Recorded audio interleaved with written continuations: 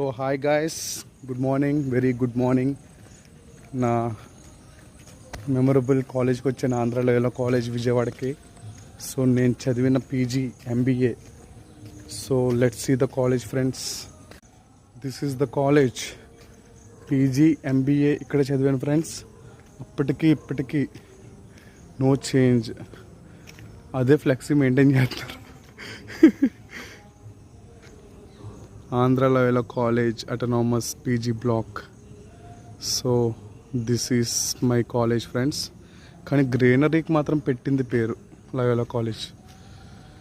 Super greenery. What a beautiful friends, what a beautiful.